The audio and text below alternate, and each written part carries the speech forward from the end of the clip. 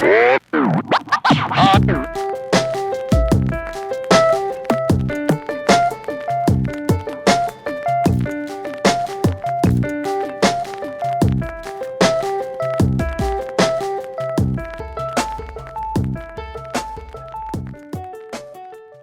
if you wrote Ionian and you write R 2, 3, 4, 5, 6, 7.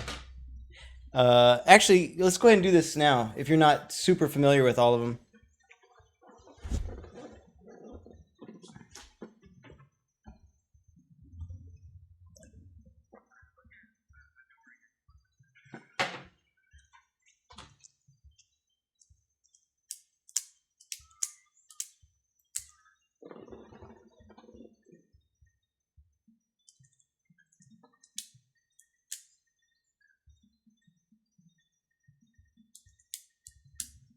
All right, so root 2, 3, 4, 5, 6, 7, right?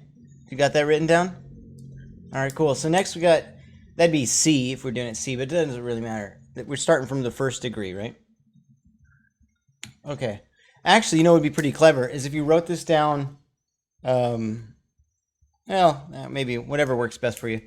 Then starting from the second degree would be our new mode, right? D. And so it's going to be, the next second mode is going to be Dorian. And actually, when you have your Ionian, go ahead and put C Ionian. And then D Dorian. Dorian is root, second, flat third, fourth, fifth, sixth, flat seventh, and root again. So it's the same as the major scale. It's the same as Ionian, except it has a flat third and a flat seven.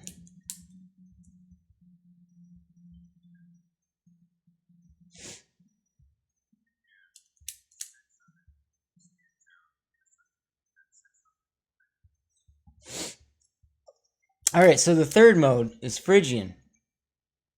All right, so what's the root of that going to be?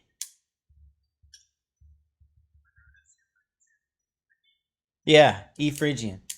So Phrygian is a root, flat third, flat second, flat third. So it's root, flat second, flat third, and then fourth, fifth, flat sixth, flat seventh. That's a lot. I'm thinking through it in my mind.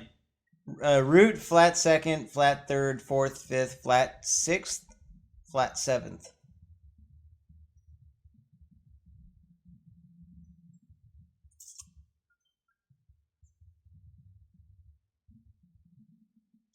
Okay, so let's see.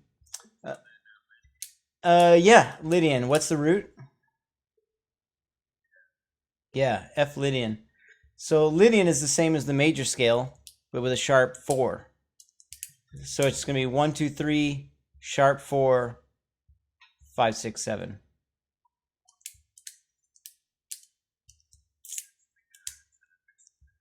Yeah, what is that one? Do you remember? G Mixolydian.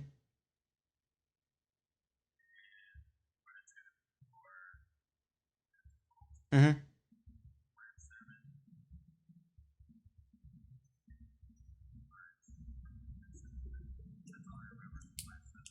That's all there is. It's just a major scale with a flat 7.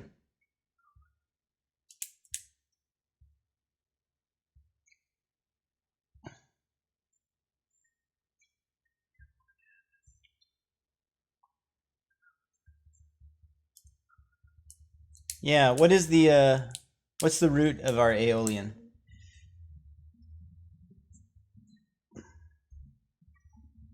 Yeah. So Aeolian, and what are the intervals?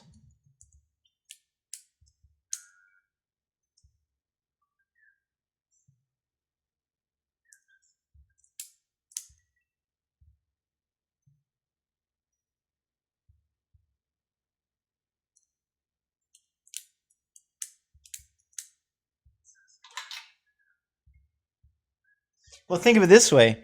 It's all the white keys, if this helps. So we're starting on A, so you go A to B, right? And then C and D and E and F and G and back to A. It's just A to A, all the white keys. So what are those intervals? A to B is what? Yeah, whole step. B to C. Yeah. So we know that our A is the root, and we're going to have a root, a second, and a flat third.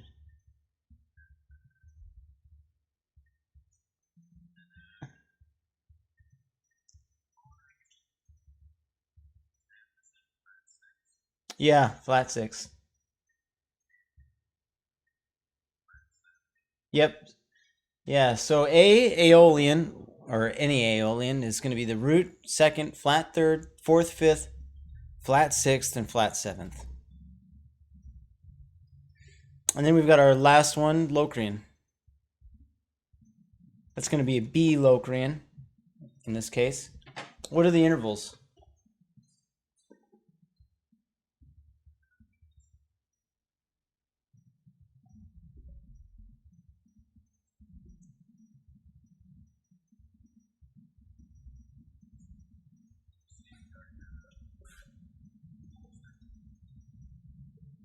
Yeah, flat second.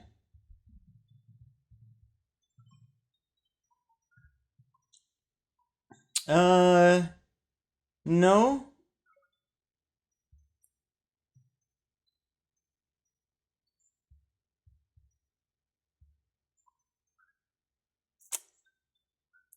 Yeah, D is a 3/2 steps. It's a flat third from our B. So yeah, it's gonna be root, flat second, flat third.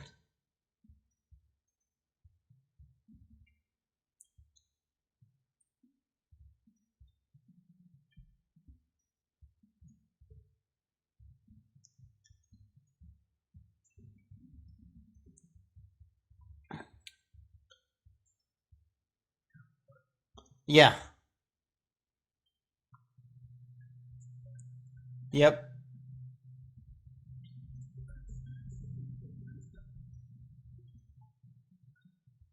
So it's gonna be a root, a flat 2, flat 3, 4, flat 5, flat 6, flat 7.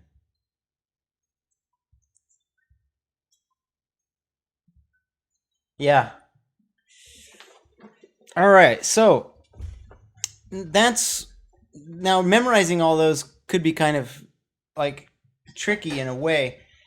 I mean, because as they seem like 7 groups of 7 almost random arbitrary contents. We don't know why it is the way it is. It's not random or arbitrary, but like it seems that way. It's like a shotgun blast of mess of notes in front of us, numbers, what's what.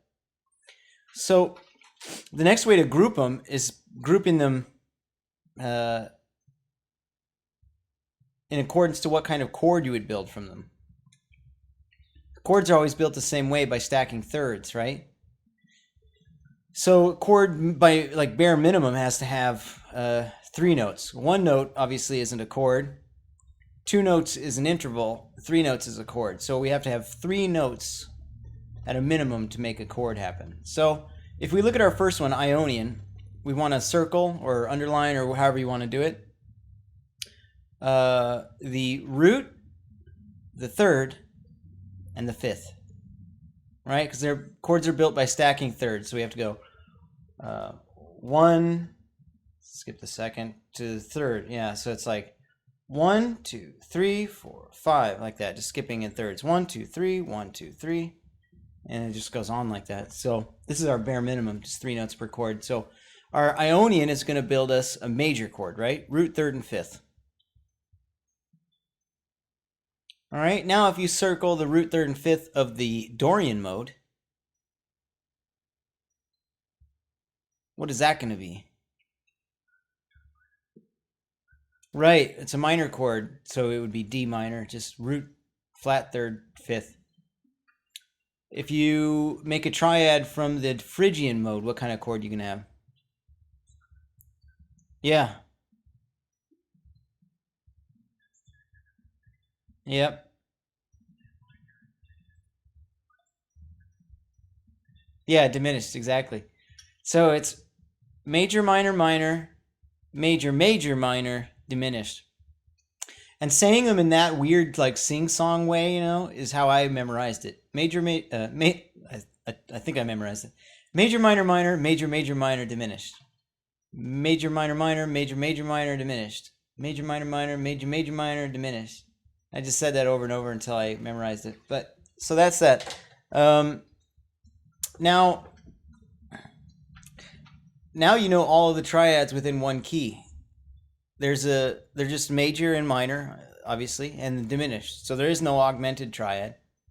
And those are the only kinds you could have, right? You could only have a major, minor, and augmented and diminished.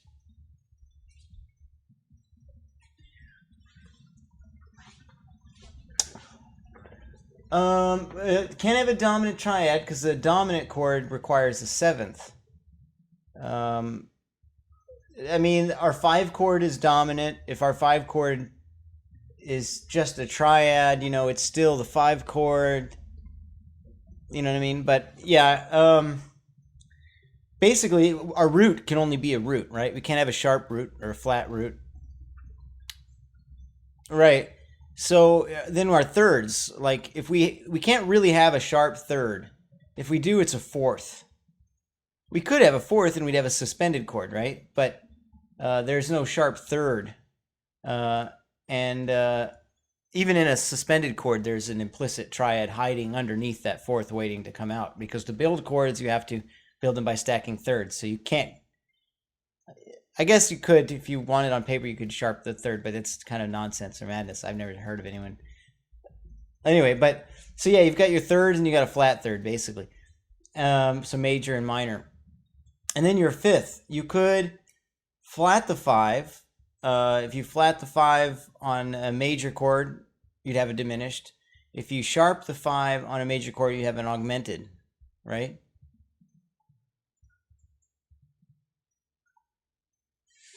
It's not the most important, but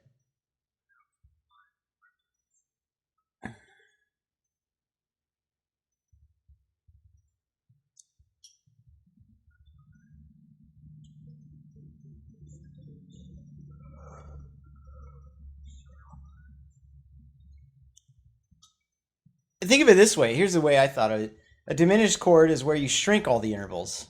All right? So root to flat third to flat 5. You know, you took the distance between the root and the third and made it smaller. Then you took the distance between the third and the fifth and made it smaller. And then you just got this really short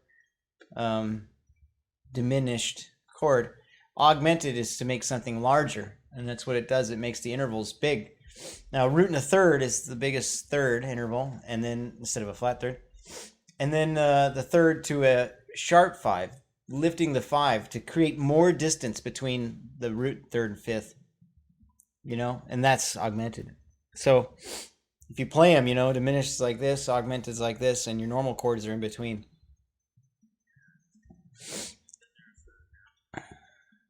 Half diminished has to do with the 7.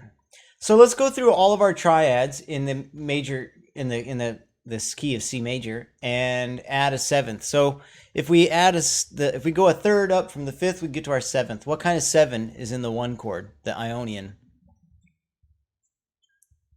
Yeah, a major 7.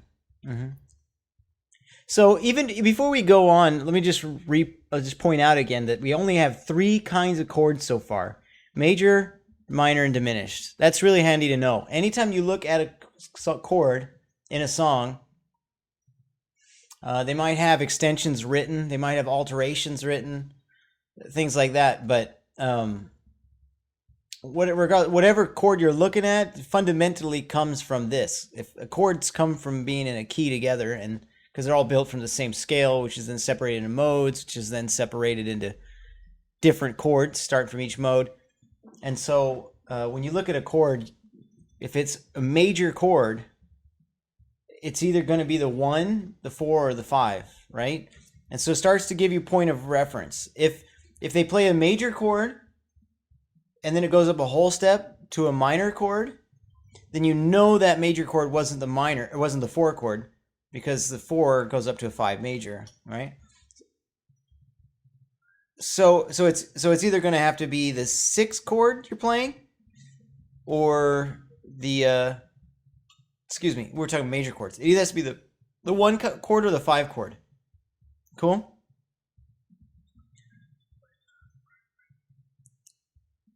Mm-hmm.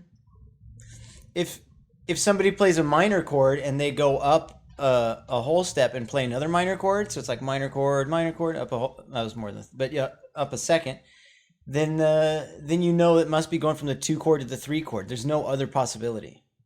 So unless they changed keys, you know, like some really subtle something happened. But if supposing it, those 2 chords are within 1 key. If one chord is the 2 and the other is the 3, you know what I mean? So basically, you can do some like deduction between them and find out what chord you're playing on it within what key. But so now if we're going to add sevenths, we're going to reduce that number farther. How many major 7 chords are there? We'd find out, you know. So our 1 chord is a major 7. What's the 2 chord going to be? Mm-hmm. Yeah, minor 7. And our 3 chord was minor. What kind of 7 is it going to have? Yep. So it's major 7, minor 7, minor 7, right? It used to be major, minor, minor, and now it's major 7, minor 7, minor 7. It's the same thing. We just added a 7 to the end. What's the 4th chord?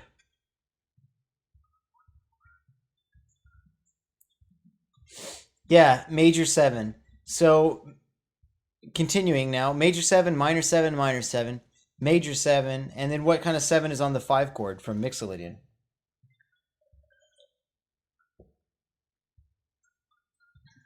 Yeah, flat 7, so that's Mixolydian. That's our dominant chord.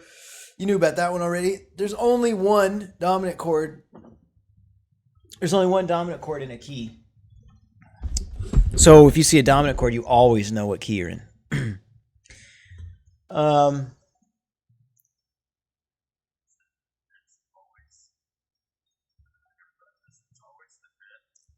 Always, always. It has to be a 5 chord always.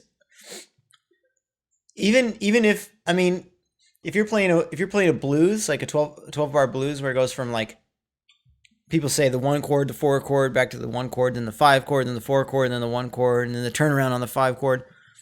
All of those are dominant chords, so technically they're all the 5th of some key. So it starts off in the key of C when they start with their G7 chord, you know? And then they go to their 4 chord and they play C7, but really that's the 5 of F, you know? And if you wanted to add chords into your blues, you'd have to know what key you're in. So like, you could go from like, if you have 4 measures, for example, we're getting ahead of ourselves a little bit. This is a cool kind of exciting stuff. If you're playing a G7, like you're playing a G blues, and you're playing a G7 for 4 measures, if you want to do something with those other measures and be within the same key, you know you could go from your G7 down to an F major 7, back up to a G7 if you wanted. Or just from G major down to F major up to A minor down to G major and then to your 4 chord. Right? And then when you're into the 4 chord, the 4 chord, which is really C7, it's the 5 in the key of F, you could play C and then B flat and then C. And you're already going to be kind of outside in a way, but you're more inside than you're out. People are used to hearing a certain thing in a blues, but you can get kind of fancy that way and borrow from other. Like another example, if you're playing the C7 in your G7 blues, you could go up and play a D minor 7, and then go back down to your C7, and then to your G7, and then following that you've got the 5 chord. So you go up to D7. And then what's cool is you played D minor 7 just a moment before, and now you're playing D7.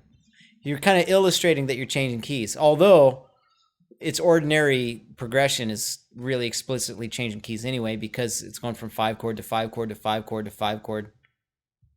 You know, it's and also your altered scale can be used on the functioning ones, and your Lydian dominant can be used on the non-functioning, which we talked a little bit about that before. Before we go on with that kind of stuff, that kind of really exciting application, let's finish up with the 6 chord is what? What kind of 7 is on that one? You know this already, probably. Yeah, so 6 is just a minor 7 chord. And then what kind of 7 does the flat 7 have? sorry, what kind of 7 does the 7 chord have?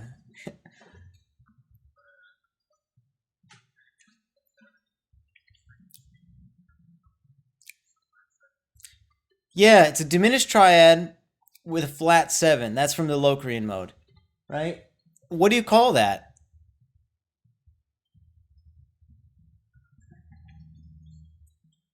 Nope, a diminished 7 chord is all diminished intervals. It's all flat thirds. So it'd be root to flat third, right? And you go up 3 half steps to a flat 5, and you go up 3 half steps to a 6, right? That 6, because you have to build chords by stacking thirds, they don't call it a 6. They call it a double flat 7. Yeah. So if we were, all right, we got our key of C, right? And we're doing let's say we were doing a B diminished 7.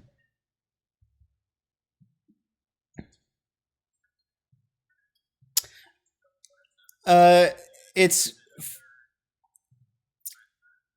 flat third. Everything is a flat third with diminished 7s. So you'd have a B to a D to an F and then to G sharp.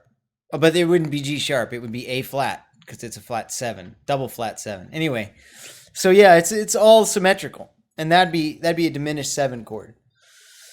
But this isn't a diminished 7. It's got a regular flat 7, a regular flat 7. You know what I mean? It's got a flat 7. And so this is what they call half diminished. All right? Yeah. There's a few ways you can look at half diminished chord. The way we just figured it out. We knew it was a diminished triad. And then we found out it has a flat 7, so it's half diminished. What people more commonly say is a minor 7, flat 5, which is effectively the same thing. But people don't look at it so often as a half diminished chord. They usually look at it as a minor 7 chord when you flat the 5, instead of looking at it as a diminished chord with a flat 7, half diminished. But either one is true. People will call it half diminished, and they'll draw a circle like diminished and then draw a line through it. Or they'll say minor 7 flat 5, and it's the same thing. So if it's like B, and this says Mi7, and then parentheses flat 5, that's the 7 chord in whatever key. And anytime you see one, it's supposed to be a 7 chord. I'll give you an example. Let's say we were in the key of, this is probably pretty common. You've seen in progressions 2-5-1s in minor.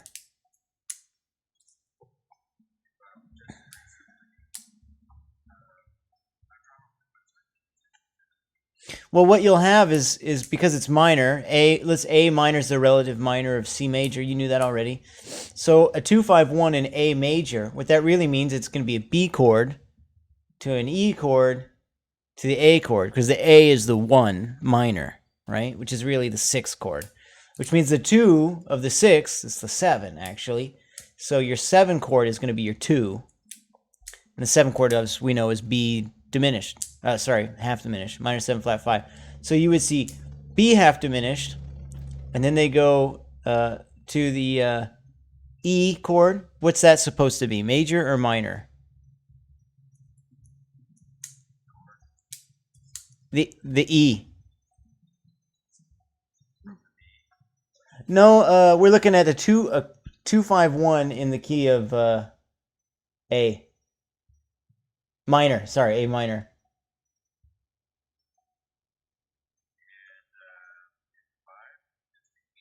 Uh-huh.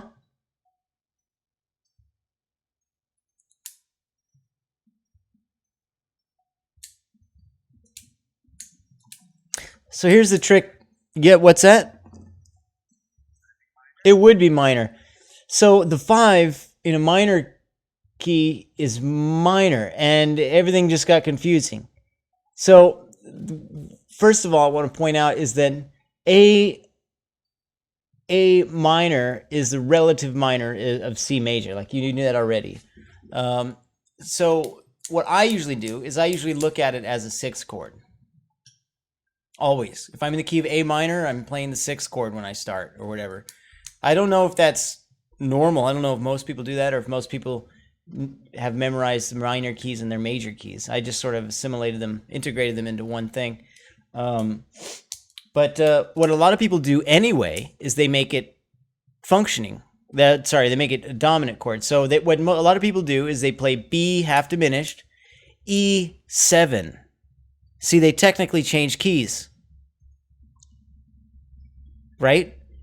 Because if it's an E7, that means it's a dominant chord, which means it's got to be a 5 chord no matter what, which means it's a 5 of A. So what they do is, a lot of times what people do is they'll play a 2-5-1 minor. What that really means is 7-3-6, right? What they do is they'll play the half diminished, and they'll play the 5 chord as a dominant. And to do that, all they had to do was raise the 3rd. See what they did? So you change one note, and it became a different chord from a different key, and that's called modal modulation. That's really fun, actually. We should talk about that. But basically, they do it to create more tension. It wants to go to a 1 chord, and so really, if they were staying within their new key, they would go B half diminished, E7. Hey, I changed one note. That's going to obviously bring us to a new key. And then if they played an A major chord. And what happens there is that change key, right? And it stuck to it. It went to an A major chord. But what they do is they're trying to do B half diminished, E minor to A minor. And then they just swapped out that E minor for an E7 by raising the 3rd. And that creates more need for resolution. And then they go to their minor. That's all over. It's like Blue Bossa does that. It's really common. But anyway, so now we have majors. We had major, minor, minor, major, major, minor, diminished. Now we have major 7, minor 7, minor 7, major 7, dominant 7, minor 7, and then half diminished, right? So the easy way to think of it is, look at the odd ones out. The 5 is dominant, the 7 is half diminished, or a minor 7 flat 5. Cool. So let's try a hypothetical here. If you had an A diminished triad, what key are you in? This is a bit of a trick question. I'll make it less of a trick question. If it was a half diminished chord, what key are you in? A half diminished.